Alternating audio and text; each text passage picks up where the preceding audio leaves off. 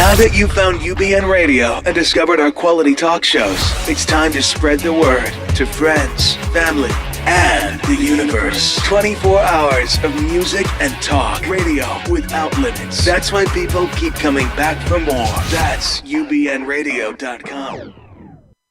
Jump off that exhausting hamster wheel and into balanced living with Dr. Marissa. Promise you joy in the mystery. Dr. Marissa, also known as the Asian Oprah. Her mission, to be a beneficial presence on the planet. Her purpose, to be your personal advocate to live, laugh, love, learn. Her life motto, don't die wondering. Take back your life with Dr. Marissa Pei. And welcome. You are tuned into my weekly talk radio show called Take My Advice. I'm not using it. Get balanced with Dr. Marissa every Tuesday at naturally high noon here out of the Sunset Gower Studios in Hollywood, California with Universal Broadcasting Network. And then every Thursday at 7, Saturday at 1 on my syndicated CNBC News radio channel, KCAA, AM 1050. FM 106.5, and now on iHeart Radio as well. So anytime you want to be splattered with hope and happiness, tune in here because there's no gossip, no scandal, and no K-words on this show. No Kardashian talk at all. Instead, I want you to focus on your own reality show and how you can be happy 88% of the time. And so we have guests and topics to that end. And as per usual, you can go on YouTube if you missed any of my shows with Tony Tennille from the Captain Tennille, Marianne Williamson, Marianne from Gilligan's Island, Dr. Michael Bernard Beckwith, Bob Proctor, Lisa Nichols, lots of inspiring people and inspiring topics. Yes, this has been known as a cross between NPR, Entertainment Tonight, and Hay House Radio. So that's kind of my thing, and I've been kindly dubbed as the Asian Oprah because I want to inspire you. It's big shoes to step into. I was actually introduced to her as the Asian Oprah, and she smiled. So that's good. Hi, Oprah. And I credit her with bringing the whole idea of spirituality, and there's more to life than just buying stuff, and that we are more than who we think we are, and we are certainly more than our past stories. And so it has been quite the weekend. I wanted to give a peace shout out to Compassionate California Youth Summit organizers and participants.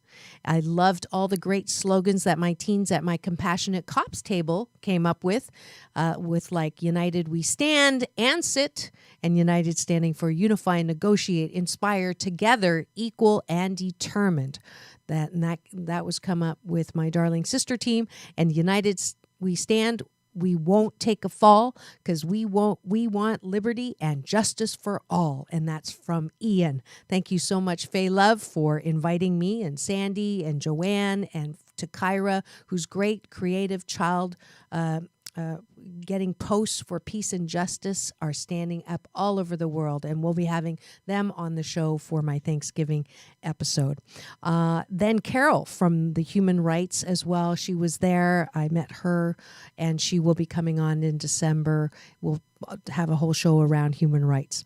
And then guess who was at the Agape International Spiritual Center when the choir was on stage, but Stevie Wonder on Sunday, and he gave an amazing, inspiring speech. If you want to hear it, go on my YouTube. It's there. I just posted it up. 6 minutes of sheer unbelievable. He said he's grateful that he's blind. And that he felt bad for a girl that was mute. So you just have to hear him speak because it's amazing. And he wants to record with the International Spiritual Choir, Agape Choir, so I'm super excited about that. And then I got to do a little spontaneous emceeing at my choir boss's Kuumba School fundraiser at the fabulous restaurant Nick's in Beverly Hills, and it's part of the Hub City project in Compton, so they'll be coming on as well. And guess who bought my show package and will be my guest but the daughter of Muhammad Ali, Layla Ali. So it was quite the weekend, and now we're coming off of it and into the show about hope and happiness, tuning in right now. If you've just joined us, I do want to give a little background on why I invited this fabulous guy onto the show. He is the executive director of a group called Veterans for Peace. And, I've been on the air for 5 years, and every time we roll around to Veterans Day, I've wanted to celebrate it, so to speak, or mark it. It's actually was my grandma's birthday, 11/11. But I didn't want to glorify war because I am a channel of peace and a promoter of peace.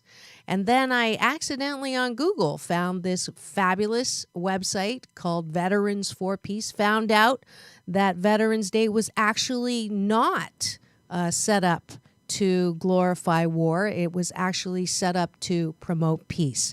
And so I did a little phone calling and talked to Colleen and his, I guess it's Stella. And so we are bringing you now live from St. Louis, Missouri, Michael McPhearson. He's the National Executive Director for Veterans for Peace.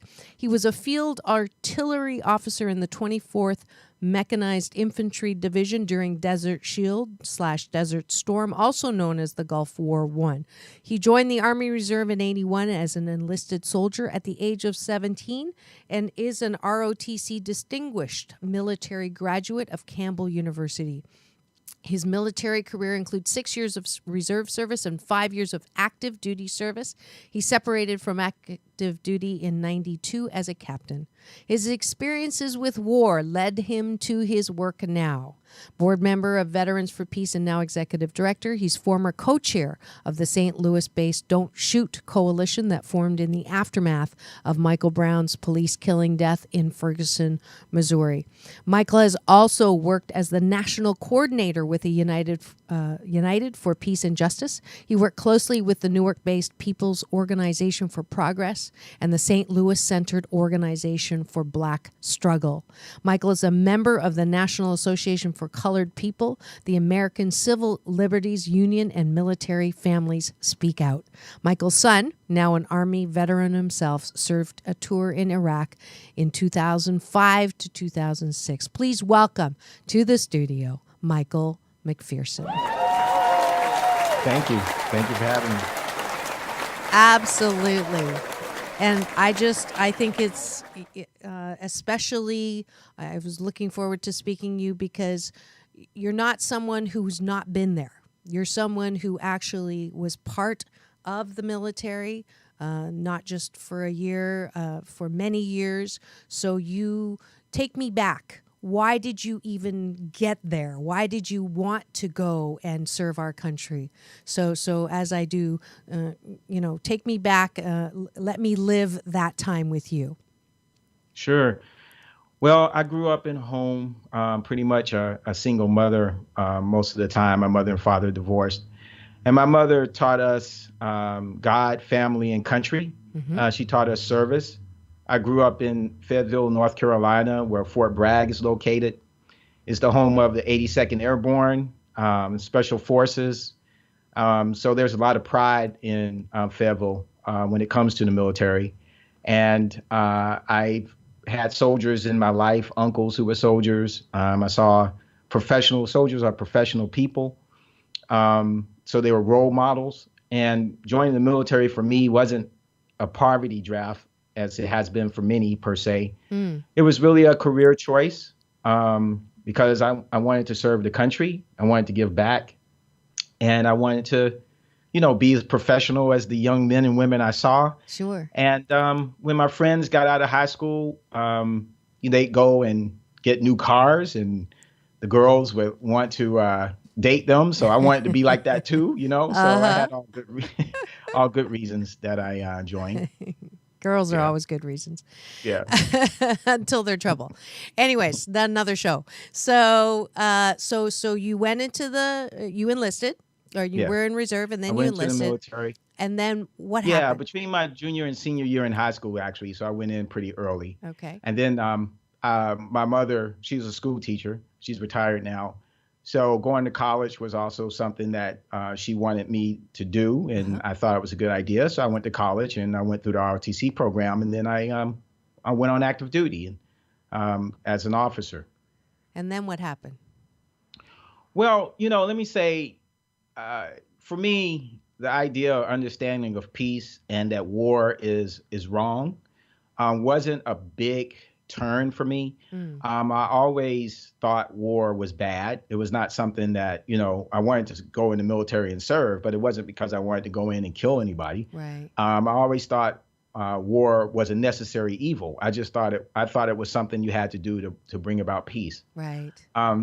But as I got older and started looking more closely at U.S. foreign policy, looking at the history of war, and just learning more about why we go to war, I've come to believe and understand that war is more of a choice than it is a necessary evil. And certainly the wars that the United States has participated in, the invasions, et cetera, were unnecessary, especially in the last 25 years, to be honest with you, from the time I've been in to getting out to today. So, I won't argue with someone about whether or not war is a necessary evil. If you want to believe that, okay. But I will struggle with you about the conduct of war in our nation being in these wars right now, that we certainly could do it in a much more peaceful way, in a different way. And one of the things we say at Veterans for Peace is that those who fight the wars sacrifice the most and gain the least, and those who send us to fight them gain the most from the wars. And that seems clear throughout human history, really. Right. But definitely clear right now. Right. And if you've just tuned in, you are listening to Take My Advice, I'm Not Using It, Get Balanced with Dr. Marissa. And my guest today to mark and celebrate or honor Veterans Day is Michael McPhearson, and he's Skyping in from St. Louis, Missouri, and he is the executive director of Veterans for Peace. And we're talking about war and peace and Veterans Day, and let's just clear that up. I was really surprised and happy to read that Veterans Day was originally not a day it has become now. So take us back there. Yeah, so at the end of World War I, and that was one of the most horrific wars, certainly that the continent of Europe had ever seen. Hundreds of thousands of people died. 20 million people died in the war in various ways. You had trench warfare, chemical warfare, and people were just really shocked by the carnage that the continent had experienced. So people wanted they called it the war to end all wars. Right. People really felt, including here in the U.S., that maybe this was the beginning of something different, of a new way of humanity interacting with each other. So as a way to commemorate that, on the 11th hour, the 11th day of the 11th month, because there was an armistice signed between the Allies of World War I and Germany in France. That day was declared a national holiday in many nations. And right now, even in Britain, it's called Remembrance Day. So at that point, most of the world powers had decided that war was an anathema. War was something that we really needed to stop. Right. But End. Of course, not continue, but end. Yes, that it needs to end. But unfortunately, there are many people who had different ideas. And unfortunately, many of those people were leaders of nations. Sure. And the seeds of World War II were sown in World War I. So we had World War II, we had the Korean War. So obviously, and we're still fighting today. Right, so that belief seems to have gone away. And in 1954, after the United States had fought in World War II and the Korean War, Congress and the president decided to commemorate veterans and change it from Armistice Day to Veterans Day. And unfortunately, the holiday, I certainly respect and support. I respect active duty people. My son served. I served. I know many. I grew up, like I said, in a town. Yeah, so that's not a question. Yeah. And certainly I respect veterans. I'm in a veterans organization. But people have taken Armistice Day, turned it to Veterans Day, and have taken Memorial Day. And instead of using those days to reflect on what has happened to people and what is happening to people and the millions of people who have died, not just the combatants, but the civilians. Those days are used to uplift war, really, to glorify war. And Veterans for Peace, our whole mission is to really abolish war and work for peace. So we've decided that we want to remember the original meaning of Veterans Day, which was Armistice Day, and to reflect back on the people who died and look for ways to end war as the greatest way that you can honor those people who died. Yeah. Great.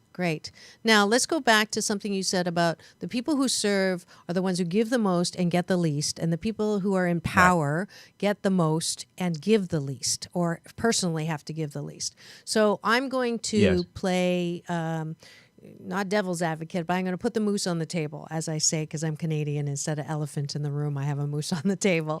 So the moose on the table is this.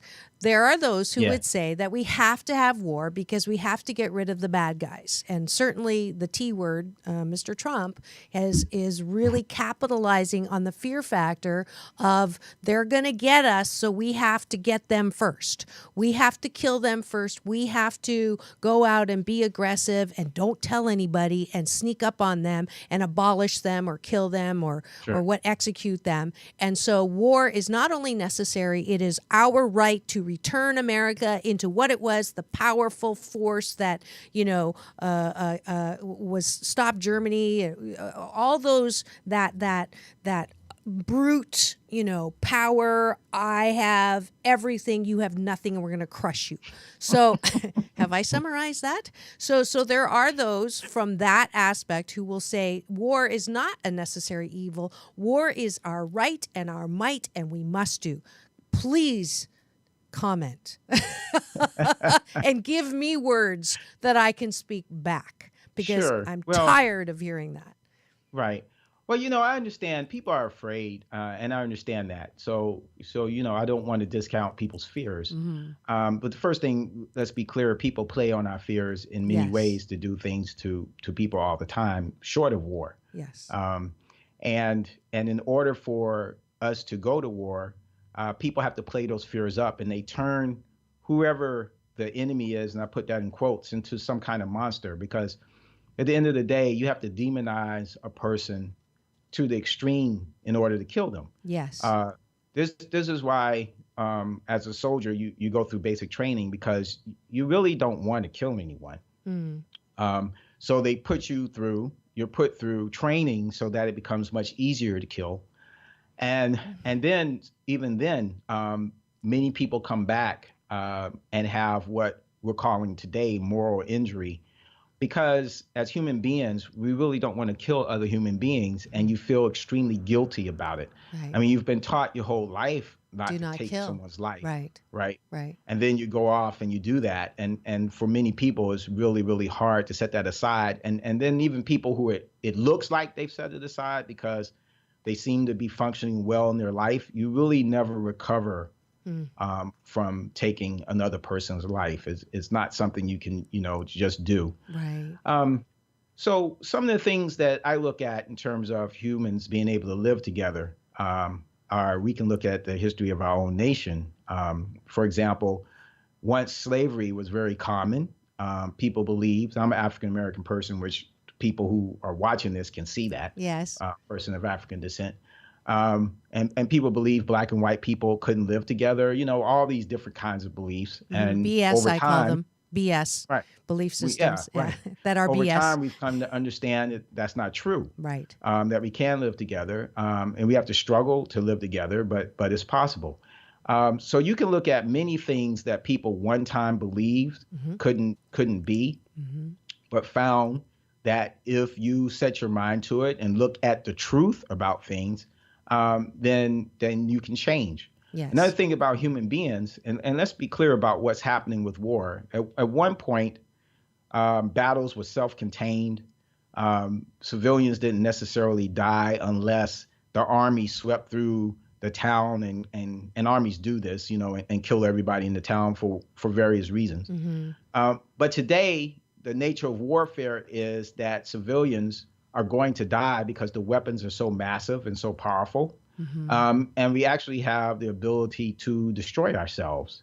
And you're talking about presidential candidate Trump and his irresponsible statements about nuclear weapons, for example.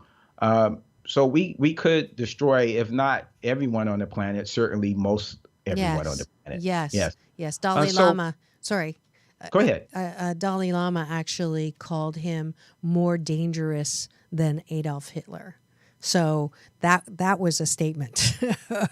Right. And considering at that time they didn't have nuclear weapons, but now we do. That could very well, case.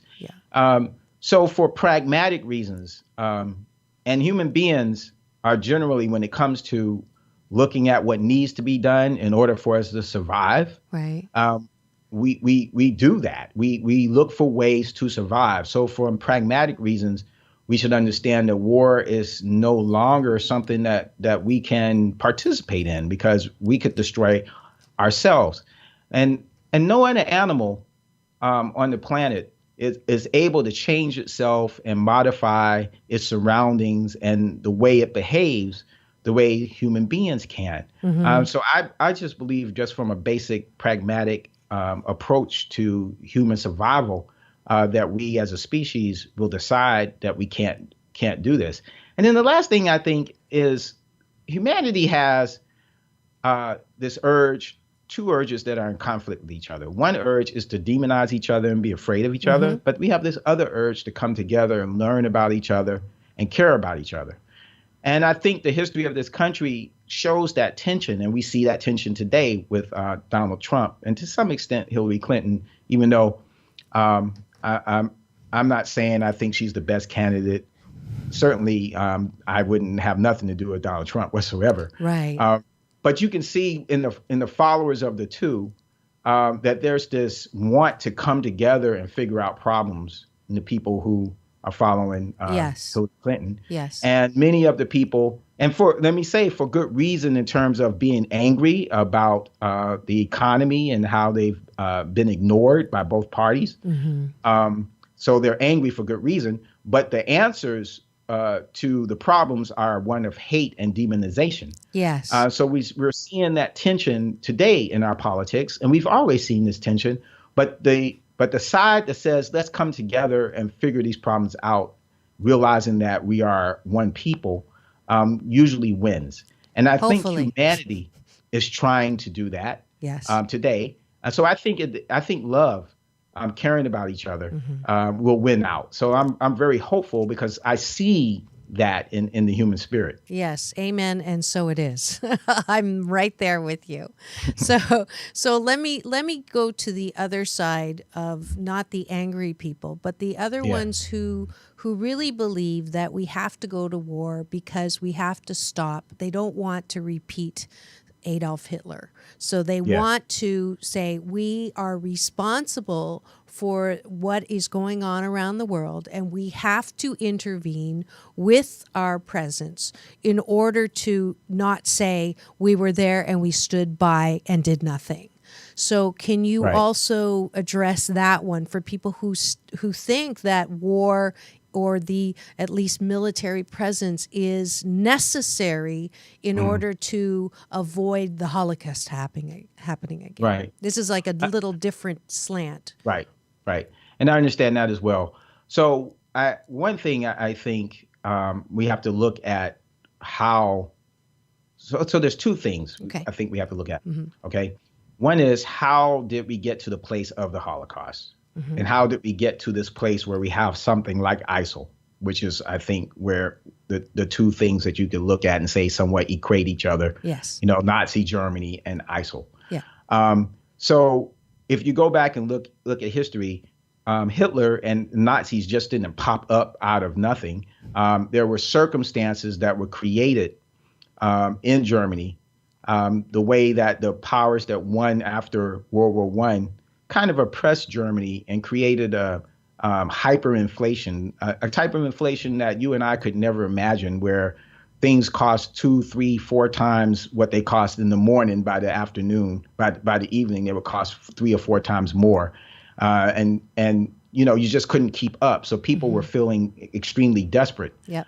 So when you have situations like that, people look to find, and it was super chaotic. So people look for order. And when people look for order in that kind of situation, they'll turn to someone like the Nazi Party and Hitler.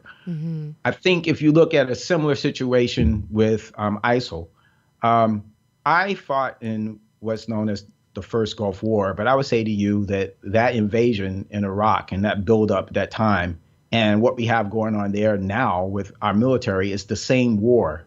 It's 25 years of U.S. presence, military presence in that region. And even before that time, the U.S., I went to Iraq and talked to Iraqis. I talked to Shia, I talked to Sunnis, I talked to Kurds, I talked to people who were not religious. And people told me how Saddam Hussein boasted about the U.S. helping him come into power. So when we talk about our presence in order to stop bad things from happening, our presence has helped create our policies. U.S. and Western policies have helped create the situation, just like policies created the situation that allowed for there to be a Nazi Germany to rise. We've created a situation by separating Sunnis and Shias, where they're demonizing each other even more. So ISIL, through all the confusion of that, not necessarily the first invasion, that set some cultivated the ground, so to speak, in order for the second invasion, which is what everybody thinks of now, which even created more confusion. And so out of that chaos has risen ISIL. Yeah. And so first thing I think everyone has to understand, out of chaos, when you create situations where people are completely desperate, evil can rise from that. And that's what we have. Yeah. So now the second, I said two things. So now you have to look at the moment. So how do we address the moment? Yes. Right.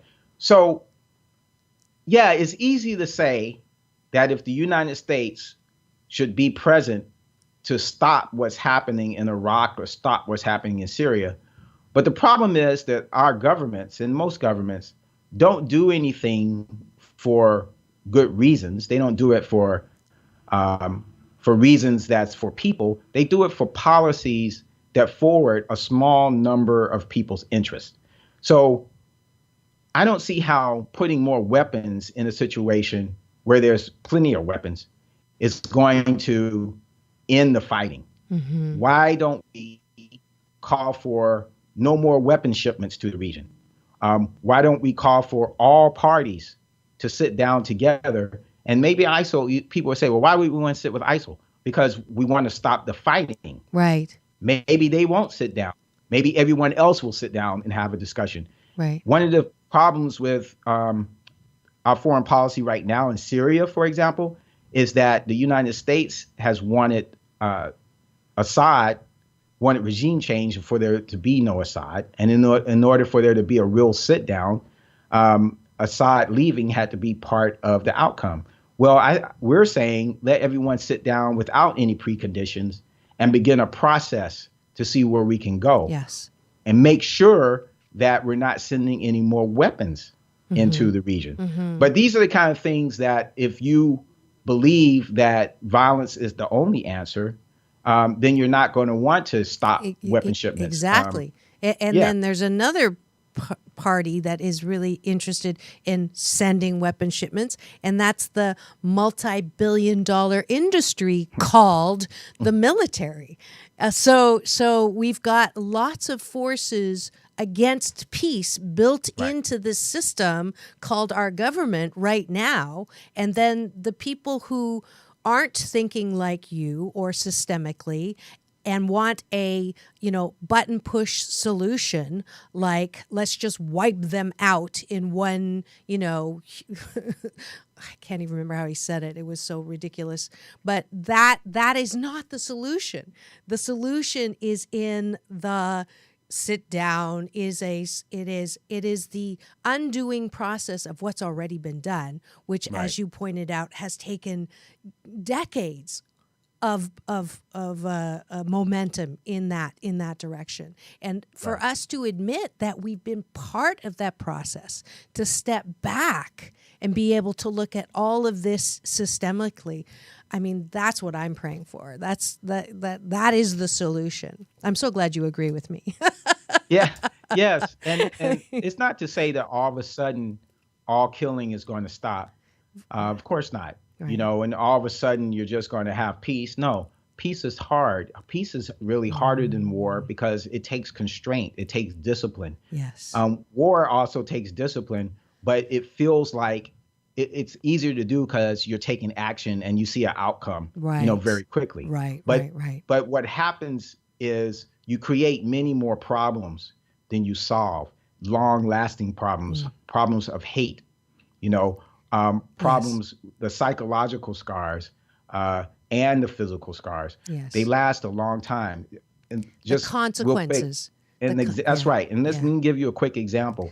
Right here in the United States, the Civil War, we are still having consequences from the Civil War in this country right now. Mm-hmm. And that was over 150 years ago. Yes. And here we are still having consequences. Yes. And I would definitely want to come back after break. We're going to take a quick break to thank the sponsor that made this show possible, and then come back and talk about what's going on at home. Thank you so much. You are tuned in to Take My Advice, I'm Not Using It, Get Balanced with Dr. Marissa. And this is a show actually honoring Veterans Day in the traditional, or the way it was originated, for peace. So we'll be back in 2 minutes. Peace in and peace out. Remember the movie The Secret? Well, come to Carnegie Hall, New York, and celebrate the Lifetime Achievement Tribute for Bob Proctor, the father of personal development, November 14th and 15th. Join Dr. Marissa, the Asian Oprah, and the who's who of personal development, including other secret teachers, Dr. Michael Bernard Beckwith, Laura Langemeyer, and more, for an event to remember. For tickets, go to www.moderndaymillionaire.com. That's moderndaymillionaire.com. Whatever your passion is, it's never been a better time. And we are back. You are tuned into my weekly talk radio show called Take My Advice, I'm Not Using It, Get Balanced with Dr. Marissa, every Tuesday at naturally high noon here at Universal Broadcasting Network out of the Sunset Gower Studios, and then on my syndicated CNBC News Radio channel, KCAA AM 1050, FM 106.5. And today, we are honoring Veterans Day with the original intent of peace with Michael McPhearson, who is the Executive Director, National Director of Veterans for Peace Organization. And we just had a really solution-oriented, intelligent, inspiring discussion so far about war and peace. And now I want to bring things home because of your expertise and your involvement, first with the Ferguson, the solution after the aftermath of that. And I can't wait to ask you questions about how are we going to resolve what is right now, I think you alluded to it as the consequences of the Civil War. And that is the continuing, we took the lid off of it now. It's an all-out cop killing as a consequence of the hidden or unpaid attention to racial tensions, the unfair or the racial profiling, all of that that's going on right now. Please tell me what listeners can do about this, besides supporting your organization, but just on a philosophical level, what do we do differently that is going to get us to get along? Right. Well, yeah, that's this. And I want you to do that in 15 minutes. Right. Right. That's a really tough question, right? So, yes. Well, let me say, after I got out of the military, I started looking at the ways that my community as a Black person were being impacted by various ills, of course, racism. And I have to say what I came to the conclusion is that all communities are impacted in various ways by the same types of things. and maybe some communities more than the other. So that just led me, not that I was looking at being anti-war, but that led me to look for a road to peace. So I see peace as being like the overarching way to look at how we all should live together. So specifically to racism and what's happening with the movement for Black Lives. So number one, I would say and this is to white people, that white people have to talk to each other about these issues. There are many white people who are involved in the movement for Black Lives. And if you are, you should go, and you probably are, talk to your friends who are not. And people who are not involved need to seek out other white people who are and talk about, for example, what is white privilege and how it plays itself out in our society. And to back up a second, as a male, I have to understand, and I do, that I have male privilege. So different people have different types of privilege. I'm heterosexual. I have privilege in that way. I'm able-bodied. One day I won't be. One day I'll have more physical challenges than I do now. And so there's, as an able-bodied person, I have privileges. So white people really need to learn how white privilege plays itself out in society, because it greatly impacts people of color. Yes. And particularly Black people. Yes. If I could interject a great example, please. There's a PBS special that I use when I do valuing diversity work from a beautiful teacher in Iowa. It's called A Class Divided. If you can get a hold of it, I'm sure it's on Netflix. But at the end of it, she does this. Well, and the whole story is around how she puts collars around kids and puts collar kids and non-collared kids so that they can learn by experience what it's like to be discriminated against. And then there's an after effect where adults are also part of that same experiment. And a white woman says, I've experienced discrimination too. And a Black woman looked at her kindly and said, I'm sorry, but when you look in the mirror, you do not see black skin. You have white skin. You will never know what it is like to feel discrimination like I do. And I will never feel yours, but I think if we can get to the point, and this is the Black Lives Matter versus, all lives matter. Of course, all lives matter. But if a house is burning, it's the house, that's the house that you're going to focus on. You're not going to focus on the other houses in the neighborhood that aren't burning. We have an issue. We have to agree and put that moose on the table and say, yes, it is an issue, and we cannot just pull our bootstraps up and get over it. And it is not that easy, nor is it a button to push. And I love what you said earlier. It is more difficult to work at peace than it is to do war. I do a talk called Why Can't People Just Get Along? And I say, because we can't. And then I go and sit down because it isn't natural. We do have to work at it. And we do have to do that requisite discipline. Sorry, go ahead. Right. No, that's fine. So I wanted to give you said something that I wanted to address, but I wanted to give an example of why it's important for white people to understand how white privilege works. And I want to talk about it real quick because I want to talk about another piece. Yes. Well, I know what it was you said.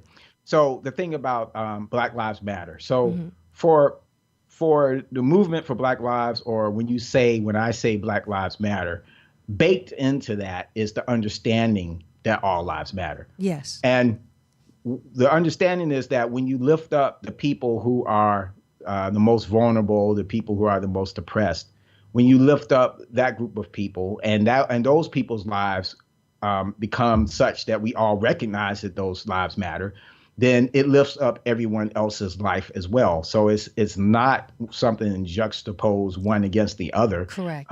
At all. And as you said, when you have to concentrate on a particular area, that's what you do. It doesn't mean that other areas aren't important. Yes. So specifically, though, about why it is important for white people to look at white privilege. So it's not just about police abuse. So when I was co-chair of the Don't Shoot Coalition, I talked about a few things that the Black movement for Black Lives is about. One is to change the relationship between white and Black people specifically. That needs to happen. Yes. The other thing is to change the relationship between people, poor people, and people with means. And I'll come back to that. And another thing is for there to be accountability. So when people focus on the police, that's about accountability, because you're not holding people accountable. And accountability means also training them so they know how to do their jobs correctly. But when you don't do your job correctly, then you have to be held accountable.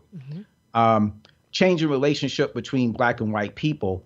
So government statistics have shown that, for example, Blacks and whites use drugs at the same rate, yet Black people are arrested, prosecuted, and sent to prison at a much higher rate for the same type of drug use than white people. So we have to ask, why is that when, right, we're both using the drugs at the same rate?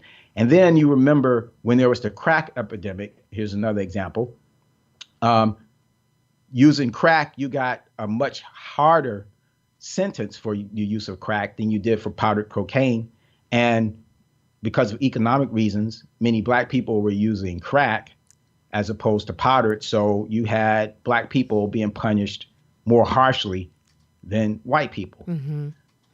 Now, there's other statistics that show, and for example, here in St. Louis area, when the police stop people, they have to do a report about why they stopped them and what their ethnicity was and all that. Yes. So there was a report that came out that said that they're stopping people of color, Black people, more than they're stopping white people.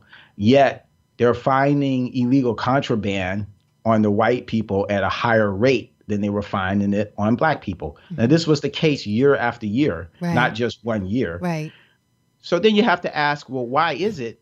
Because you're going against your own stats. Why are you stopping Blacks more than you're stopping white people when you really, be more efficient to do it the other way around? Right. You'd have a higher catch rate. Yeah, but right. And what it is because it's how, and it's not just the police, it's how white people see Black people and Black people see Black people. Yes. Because of how we were taught to see us as criminals. So if you take that stat and let's change that to a job interview. So here, a Black person's going for a job, white person's looking at the resume, and there's been studies that show that if a person's name looks like they might be Black, and another person, they've sent the same resume in, but they just changed the names, the other person looks like they're white, the white person, and as I said, sometimes Black people do the same thing because white supremacy is what a lot of this is about. It's a structural thing. It's not just individual. They'll call in the white person more times than they'll call in the Black person. If we're talking about a loan officer that's got the same idea about Black people, it's harder for a Black person to get a loan. So in every aspect of our lives, because of how we're looked at, it's harder for us to get positive things that happen to us, which impacts our ability, employment rate. It impacts whether or not I'll be able to get a loan so I have capital so that I can open a business or improve my business. It impacts everything. Yes. So then it looks like we're not doing what we need to do in order to move forward. But the actuality is that there are these barriers because of white supremacy and white privilege that won't allow us to move forward.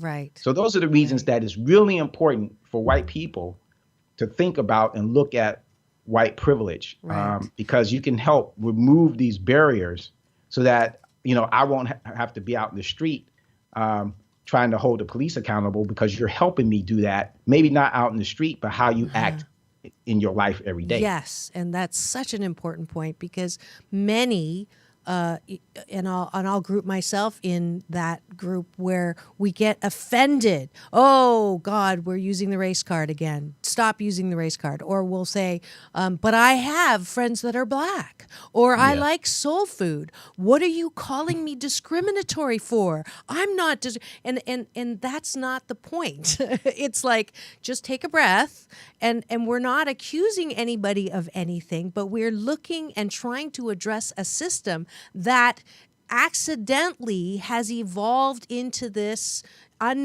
Sometimes consciously, sometimes unconsciously. The studies that I use in my value and diversity work, there's studies that show that if a black man walks into an elevator, people will step back. He's in a suit. There's just this already a habit of ours to unconsciously adopt some of what's seen in the movies, what's reported on the news, and thousands of things are could be reported on the news. Why is it that the ones that are spectacular, that reinforce our the BS bull belief systems that are not helping get put on the news? Because the person producing the news is wanting, or consciously or subconsciously, just furthering that fear factor or furthering what they want to. So all of those systems that you have talked about, if you're a person that's hiring, if you're a person that's giving a loan, if you're a person, let's really look at our subconscious filters, our mental models. Are we doing that which is continuing to infiltrate and to contribute to discrimination in our lives in America? Right. Yeah. Right. So we're going to have you back on for sure, because we're almost out of time. But okay. I want to give you one thing, which is I want to give you the Dr. Marissa Beneficial Presence on the Planet Award. Thank you. I do not give this to everybody on the air, on the show, but you, I mean, you're thanks to Google, or my niece Christina works at Google. So thanks to Christine and Googling, I found you, and your work is fabulous. Please go to veteransforpeace.org if you want to help and you're doing what you can, or you think you could do more. I'm sure their organization can use some monetary funds to help them with their work. Get involved. There's local chapters of veteransforpeace.org. I know there's one in LA. Please replay this and have discussions about this, and not take for granted what you think. We just need everybody to get over it. That's not the solution. So thank you so much for coming on the air, Michael. Anybody that you would like to thank that helps you in your life? I noticed there's a picture behind you. You have a flag there, which is, tell me about the flag.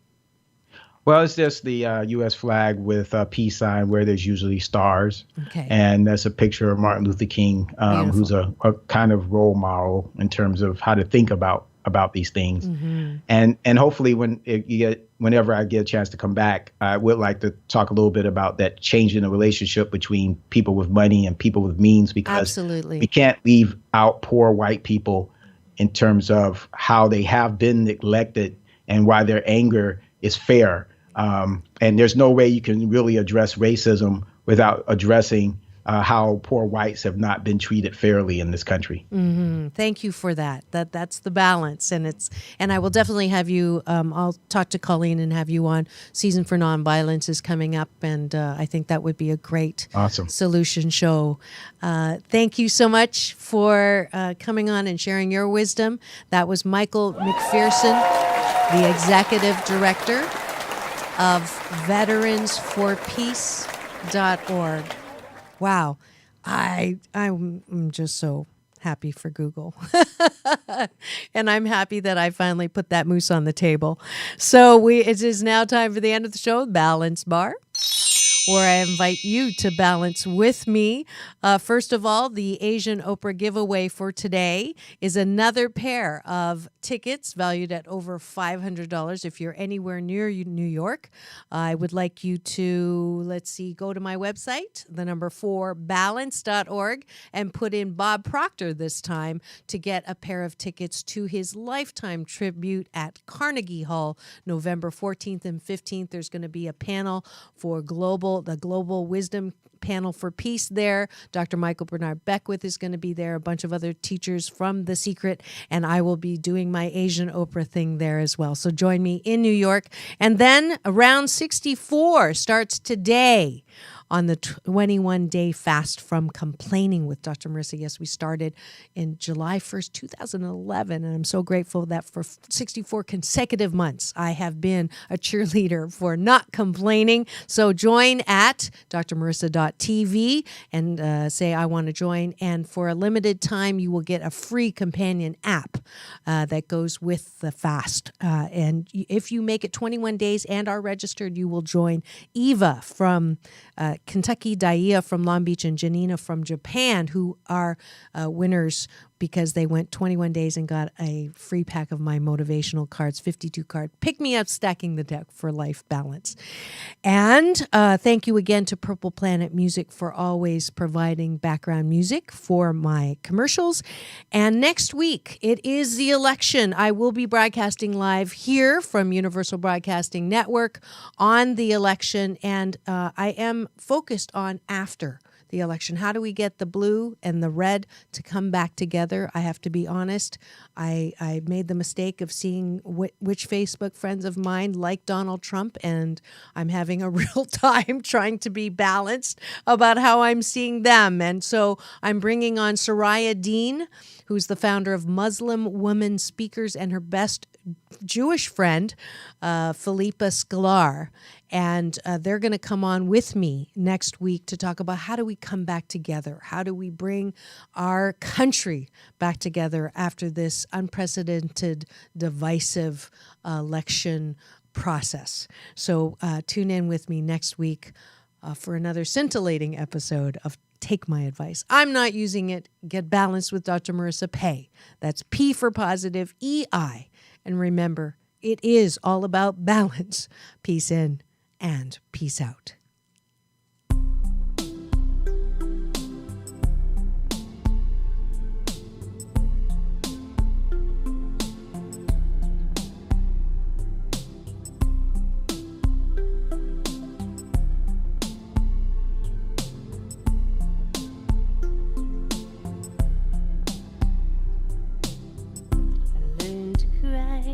At an early age, people around me, my heart in a cage. It was a book, don't turn a page. I couldn't see past my rage. I wanted to dance, but I pushed you away. Now I'm on my knees, I'll listen to what you say. And you said, be my partner, dance with me. Just hold on, I will lead. Don't be afraid if you can't see. I promise you joy in the mystery. I wanted to believe in magic, so I put on a masquerade. I pulled off an amazing hat trick, but the illusion didn't last a day. I wanted to dance.